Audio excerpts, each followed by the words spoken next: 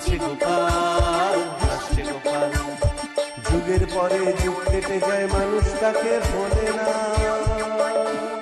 যুগের পরে যুগ কেটে যায়, মানুষ তাকে ভোলে না। চলে না রে, চলে না রে, চলে না রে, চলে না, চলে না রে, চলে না রে, তাকে ছাড়া চলে না। কে সে? পরিচয় কি তার? হাসির রাজা, জ্ঞানের রাজা, রসিক রাজা গোপাল ভাঁড়। হাসির রাজা, জ্ঞানের রাজা, রসিক রাজা গোপাল ভাঁড়। গোপালের বউ কয়েকদিন ধরেই অনেক বেলা করে ঘুম থেকে উঠছে। গোপাল একদিন ভাবতে থাকলো, কিছু একটা তো করতেই হবে, গিন্নির ঘুম আমাকে ভাঙাতেই হবে। কিন্তু কি করলে ঘুম ভাঙবে গিন্নির? ভাবতে ভাবতে হঠাৎ একটা মাথায় বুদ্ধি চলে আসলো। গোপাল জোরে জোরে চিৎকার করে গান করতে থাকলো, সারে গা মা। আর তখনই গোপালের বউয়ের ঘুম ভেঙে গেল। গোপালের বউ চিৎকার করে বলতে থাকলো, ওরে বাবা রে বাবা, আমার কান যে ঝালাপালা হয়ে গেল গো। এ কি শুরু করেছো তুমি? সকালবেলা কোথায় একটু শান্তিতে ঘুমাবো তার উপায় নেই। গোপাল গিন্নি তো বিছানা থেকে উঠে গোপালের কাছে আসলো আর বলল, দাঁড়াও, আজকে তোমার একদিন কি আমার একদিন। গোপাল গান বন্ধ করলো আর মনে মনে ভাবতে থাকলো, যাক, ওষুধ কাজে দিয়েছে। গোপাল তারপর গিন্নিকে বলল, কেন গিন্নি, গান করছি গান। গোপালের বউ বলল, হ্যাঁ সে তো দেখতেই পাচ্ছি, এই বিয়ের পর থেকেই দেখছি তুমি আমার ঘুম দেখতেই পারো না। আজকে তোমাকে শেষবারের মতো বলে দিচ্ছি, তুমি এই সকাল সকাল গান চর্চা বন্ধ করবে কি না বলো। গোপাল বলল, না গিন্নি, আমি বন্ধ করব না। গোপাল গিন্নি বলল, তাহলে তো মহারাজকে বলতে পারো একটা গানের প্রতিযোগিতা করতে।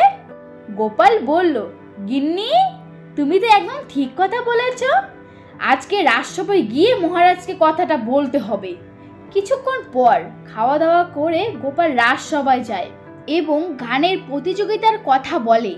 মহারাজও রাজি হয়ে যায় আর বলে, গানের প্রতিযোগিতায় যে প্রথম হবে তাকে আমি 200 সোনার মোহর এবং 7 দিনের ছুটি দেব। এই কথা শোনার পর রাজসভার সকল সভাসদ প্রতিযোগিতায় অংশগ্রহণ করে। তখন রাজবিজ্ঞানী বলে, মহারাজ, আমারও একটা কথা ছিল।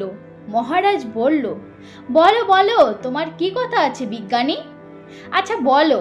বিজ্ঞানী বলল, মহারাজ, আমি একটা নতুন ঔষধ নিয়ে পরীক্ষা নিরীক্ষা করছি। যে ওই ঔষধ পান করবে তার গলা আরো সুরেলা হয়ে যাবে। এখানে যখন প্রতিযোগিতা হচ্ছেই তখন আমি সেই ঔষধ একজনকে দিতে চাই। মহারাজ বলল, বাহ বাহ, এ তো খুব ভালো কথা বিজ্ঞানী, কিন্তু কাকে দেবে এই ঔষধ? বিজ্ঞানী বলল, মহারাজ, আমি সকলকেই সমান চোখে দেখি, তাই কারোর মধ্যে এই ঔষধ নিয়ে কোনো বিবাদ সৃষ্টি না হয়, তাই আমি একটা বুদ্ধির পরীক্ষা নেব, যে জিতবে তাকেই আমি ঔষধটা দেব। মহারাজ বলল, বাহ বাবা বাবা, এটা একদম ঠিক বিজ্ঞানী, তাহলে তুমি বুদ্ধির পরীক্ষা নাও। বিজ্ঞানী তখন প্রশ্ন করল আর সেই প্রশ্নের উত্তর দিয়ে গোপাল জিতে গেল। তখন বিজ্ঞানী গোপালকে বলল, কাল যখন প্রতিযোগিতা হবে তার আগেই আমি সেই ঔষধ তোমার হাতে তুলে দেব গোপাল। গোপাল বলল, ঠিক আছে বিজ্ঞানী। এই বলে যে যার বাড়িতে চলে গেল। কিন্তু এখন ভাবনা মন্ত্রী মশাইয়ের, কি করে বিজ্ঞানীর বাড়ি থেকে ঔষধটা চুরি করতে হবে। তাই রাতের বেলা চাদর মুড়ি দিয়ে বিজ্ঞানীর বাড়িতে চলে গেল আর লুকিয়ে লুকিয়ে সব দেখলো। বিজ্ঞানী ঔষধটা বানাতে দিয়ে সে ঘুমাতে গেল। আর ওই সময়ে মন্ত্রী মশাই বিজ্ঞানীর বাড়িতে ঢুকে ঔষধটা চুরি করে ওই পাত্রে জল ঢেলে রাখলো। সকালবেলা বিজ্ঞানী ঘুম থেকে উঠে দেখে ঔষধটা চুরি হয়ে গেছে আর সেই পাত্রে জল রেখে দিয়েছে।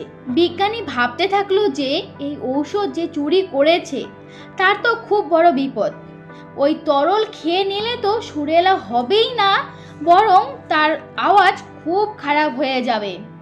এইদিকে মন্ত্রী মশাই ওষুধ চুরি করে খুব খুশি, মনে আনন্দে ওই ওষুধ পান করে নিল। আর মন্ত্রী তার গিন্নিকে বলল, গিন্নি, তাহলে আমি কোকিল কণ্ঠে হলাম তো? মন্ত্রী বউ বলল, ও মা গো, আপনি কে? মন্ত্রী বলল, কে? মানে আমি, তোমার স্বামী, কৃষ্ণনগরের মন্ত্রী?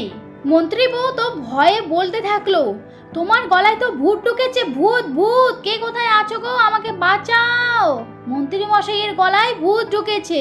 এই বলে দৌড়ে ওঝাকে ডাকতে ছুটলো। আর এইদিকে প্রতিযোগিতার সময় হয়ে এলো। প্রতিযোগিতায় বিজ্ঞানী এসে গোপাল ও মহারাজকে বলে, আমি ঔষধ দিতে পারবো না, কাল রাতে আমার ঔষধ চুরি হয়ে গেছে। গোপাল বলল, বিজ্ঞানী আমার ঔষধ লাগবে না, আমি এমনিতেই ভালো গান করি। বিজ্ঞানী বলল, কিন্তু ওই ঔষধ কে চুরি করলো? আর যে চুরি করেছে তার গলার অবস্থা খুব খারাপ হয়ে যাবে। গোপাল বলল, কেন বিজ্ঞানী? বিজ্ঞানী বলল, ওই তরলে যে তখনও পর্যন্ত সুরেলা ঔষধ পরিণত হয়নি। গোপাল বলল, তাহলে আর কি? তাহলে তো এই প্রতিযোগিতায় চোর ধরা পড়ে যাবে। একটু পর প্রতিযোগিতা শুরু হয়ে গেল। এক এক করে সবাই গান করতে লাগলো, কিন্তু মন্ত্রী মশাই দূরে এক কোণায় দাঁড়িয়েছিল। মন্ত্রীকে ডাকতেই মন্ত্রী মনে মনে ভাবতে থাকলো, অনেকটা সময় তো হয়েই গেল, এখন হয়তো কোকিল ঘন্টা হয়ে গেছি।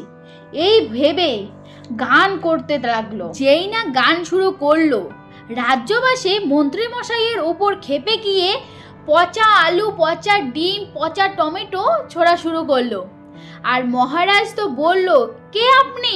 মন্ত্রী মশাই বলল, আপনি আপনার মন্ত্রী মশাই মহারাজ, বিশ্বাস করুন আজ সকাল থেকেই আমার গলার সুরটা পাল্টে গেছে, আমার গিন্নিও আমাকে চিনতে পারছে না মহারাজ, বিশ্বাস করুন। এই বলে মন্ত্রী মশাই কাঁদতে থাকলো। মহারাজ বলল, কিন্তু তোমার এরকম হলো কিভাবে? মন্ত্রী মশাই তখন ইয়ে মানে করতে থাকলো। মহারাজ বলল, কি ইয়ে মানে করছো? তুমি কিছু পান করেছো? মন্ত্রী আবার মানে করতে লাগলো। আর এইদিকে গোপাল মনে মনে ভাবলো, ঠিক ধরেছে, এই মন্ত্রী বেটা বিজ্ঞানীর সেই ঔষধ চুরি করেছে। গোপাল বলল, মহারাজ, মন্ত্রী মশাই নিজের ফাঁদে নিজেই আটকে পড়েছে। মহারাজ, একটু আগে বিজ্ঞানী বলল না যে বিজ্ঞানীর ঔষধ কাল রাতেই চুরি হয়ে গেছে? মহারাজ মন্ত্রীকে বলল, কি মন্ত্রী, গোপাল ঠিক বলছে? মন্ত্রী মশাই তখন হাত জোড় করে মহারাজকে বলল, মহারাজ আমাকে ক্ষমা করে দিন মহারাজ। বিজ্ঞানী, তুমি আমার আসল গলা ফিরিয়ে দাও বিজ্ঞানী। বিজ্ঞানী বলল, এটা আর সম্ভব না মন্ত্রী মশাই, কাল এই ওষুধটা পরীক্ষা শেষ হওয়ার আগেই আপনি যেমন পান করেছেন, তাই এখন আর কোনো ঔষধই কাজে দেবে না, আপনাকে সারা জীবন এইভাবেই থাকতে হবে। মহারাজ বলল, সারা জীবন এইভাবে? ঠিক হয়েছে, একদম বেশ হয়েছে, যেমন কর্ম তেমন ফল, চুরি করার শাস্তি তুমি নিজেই পেয়েছো। মহারাজ বলল, এখন আসে আসল কথায়, আজকের গানের প্রতিযোগিতায় বিজয়ীর নাম ঘোষণা করব। এবার গানের প্রতিযোগিতার প্রথম হয়েছে গোপাল। গোপাল চমৎকার গান গেয়ে আমাদের মন জয় করে নিয়েছে, তাই এই 200 মোহর আমি গোপালের হাতে তুলে দিলাম। গোপাল বলল, ধন্যবাদ মহারাজ, আর 7 দিনের ছুটিটা গোপালই পেয়ে গেল। তো ফ্রেন্ড, আজকের ভিডিওটা এই পর্যন্তই ছিল। তোমাদের কীরকম লাগলো বলো, যদি ভালো লাগে অবশ্যই লাইক কমেন্ট শেয়ার করবে আর সাবস্ক্রাইবটা অবশ্যই করবে। দেখা হচ্ছে নেক্সট কোনো ভিডিও, ততক্ষণ তোমার সবাই খুব খুব খুব খুব ভালো দেখো। Thanks for watching, tata.